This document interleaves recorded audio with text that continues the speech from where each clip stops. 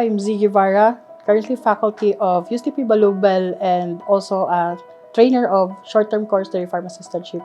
Recently, I'm completed my short course advanced training in dairy production systems in education in higher institution of the Philippines last 2024 under Husay Grant, and this international training is about the advanced dairy farming practices into some of the dairy farm practices in New Zealand. And this nourish also my knowledge, skills, and experiences as a dairy science.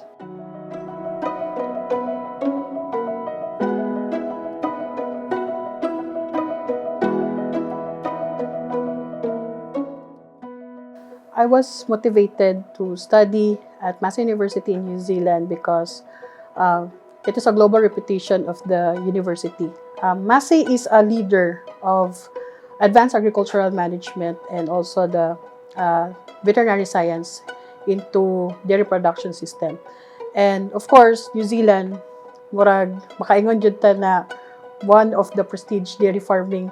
Murag sa ato pa murag pinaka dako kaayo na dairy production in entire world, no. So tong college pa ko, isa jud na sa ako ang pangandoy na mahimong dairy farm in New Zealand. Isa na sa akong pangandoy na country.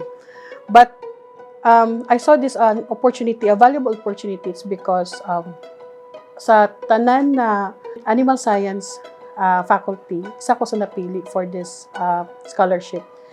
And then, based in this experience and practice skills, especially in agricultural practices, I'm also engaged in some of the innovation learnings into dairy management, especially in forest and pasture, calf rearing management, biosecurity, and of course, the feeding and nutrition of dairy cows. So, isa to siya sa mga practices na akong na-adhere and of course, akong na-share sa akong students. Not only for my students, but also my co-faculty and my co-trainers sa USTP, STC, and of course, my trainees. And hopefully na this practices also ma-adapt po nila, hopefully pag-abot nila dito sa other countries, especially in New Zealand.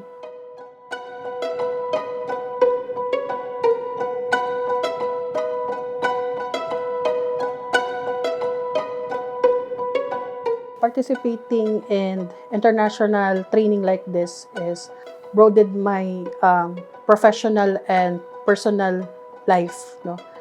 Actually experiencing dairy farming system like high-end dairy farming system is dili siya sayon na ma-experience tong ina dito. And of course, connecting with other SUC because 33 mga may participants at na time, and not only USTP participated for that prestigious scholarship, pero daghan mi also the UPLB, the CMU, so tanan mi 33 participants. We are connected with one goal, which is to improve the dairy production here in the Philippines. And we engaged for different diverse sharing knowledge and practices throughout the region. Kay nagto na ko nakita, every region has different practice in dairy farming. Different regions have only also different engaged in stocks, no. There is a Mindanao, we're into cattle, carabao, and goat. But in other region, focus na sa carabao, focus na sila sa goat. So, dato nakita na mo ang diverse sharing of knowledge between the SUCs and other participants. Aside of that, we also connected with other professors of Massey University and veterinary faculty. Nakita na mo dato how advanced their dairy practices, no? Especially katong robotic milking. No, the robotic milking is so advanced.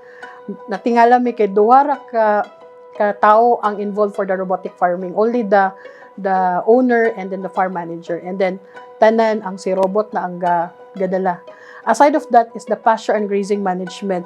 Because New Zealand, they harvest their milk, no, and a high yield of milk through the nutrition of grazed pastures or grass-fed, kumbaga. Lahi ra jud ang quality of the milk and the yield of the milk in terms to grazing management. Diri mga sa Pilipinas, we're into the cotton carry, the traditional system, TMR, wherein dili kay nato ma-provide ang saktong nutrient for the animal. But in New Zealand, natingalag mo ang mga student, especially our trainees, na mag-compute day gapon og allotted dry matter intake for the cows. Oh, of course, to gain or to harvest an optimum yield of milk production. That's why daghan mi learning na natun-an to. And then after this experience, no, pagbalik na mo, we engage to more training, REECO, or we have some certain meeting with National Dairy Authority and other SUC to improve the dairy production system here in the Philippines.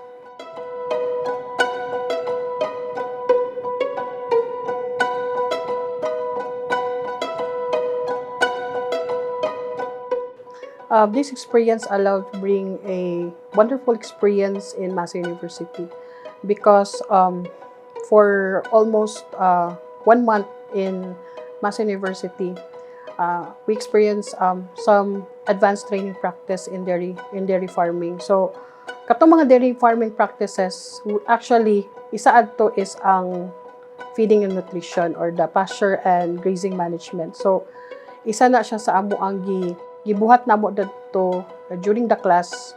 So, nakita namo unsa jud ang kakulangon for the Philippine dairy farm industry. So, nakita dito sa taga New Zealand na nadyo mo isipyat aning inyuhang industry. Katong experience namo, ma-apply jud pud namo to here in the Philippines. But nay mga possible na like area or anything na mahinder pud sa amo ang share knowledge for the dairy. And aside of that, we have also katong during my REECO at USTP Claveria, the REECO is about the training or what I learned from MASE, which I will share for the students and then for the farms, no. So na-share nako about what is New Zealand. So in Philippine Manggod, we only have 1:1, 1 cattle is to 1 worker. But kung maadto ka og gawas, especially New Zealand, 1:200, 1:500 cows. So inana kalisod ang dairy farming. So every Saturday, every na mag-meet ko with my trainees sa short-term forestry farm assistantship, naiuban na dili agriculture student or dili agriculture graduate. So naiuban na business administration or dili inline to agriculture na gusto mag-dairy. Ginaignan jud ako sila na, "Ma'am, sir, kung manager ka sa bangko, dili jud ka pwede magpa-aircon." Kay dairy farming is one of the hardest job. No, lisod kay siya. You're dealing with live animals. You're dealing with their nutrition. And then if palpak ang imuhang management and production sa imuhang mananap, it will decline the production loss. So, anak ko sa ila, abi na ninyo milking, abi na ninyo og cleaning the feedlot and feeding the animals. But you have to engage with their health and nutrition. So, sila lamang mag-compute. Kaya namin may module na related to feed nutrition. So, nasya kay sila na wala sa na-prepare, ba? So, isa po na siya sa contribution nako, which is the module enhancement or training module, learning activity with my co-trainer. So, during that time, nag-contribute me with our mga knowledge and ideas about dairy. And of course, ako pong gi-apply itong unsa ang naa sa New Zealand. So, for certain years na na-add, na improve po sa module namo or training guide namo sa STC. And those learnings and knowledge na gi-share namo with the other trainers, mo to mo i-apply with the students and then the trainees. So, makita nila na jud dili jud sayon ang as a dairy farm assistant. And I think dako kay siyang impact, no, katong during sa akong REECO, daghan sila na amaze, especially the biosecurity. Neglected yun ang biosecurity measures here in the Philippines. Kay isa man gud na siya sa cause sa pagtaas sa disease, no. And neglected kay diri sa Philippines kay masking sa ato ang everyday commute nato na padulog alain naman yung mga biosecurity masuko pa ta kung magpanaog ta sa bus. So sa New Zealand very strict, no. Maski magdala lang kag food from the Philippines to New Zealand, ila dyan na gina-confiscate or else ma-appeal pod ka sa kanang makasuhan ka, no. If we perform it well, Kung ma-follow na to ang saktong biosecurity measures and protocols especially sa health and management sa ato ang animals, mas mulambo ang ato ang agriculture production, especially livestock industry.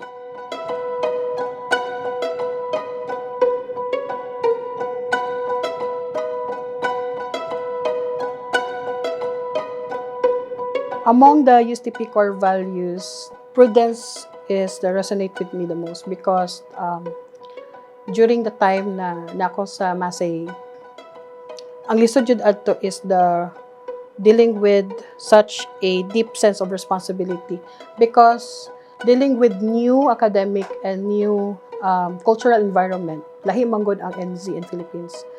And then that is a great responsibility for me. Because actually, kung mag-learn ka from the New Zealand, of course, they expected Filipino and your co-workers here in the USTP na dapat ma-apply din siya mismo. But, lisod kay siya.